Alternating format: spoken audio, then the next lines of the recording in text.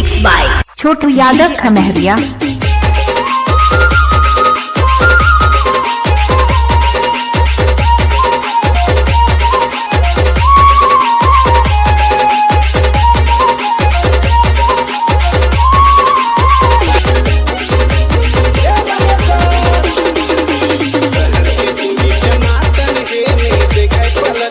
आप सुन रहे हैं छोटू यादव का मिक्स किया हुआ गाना।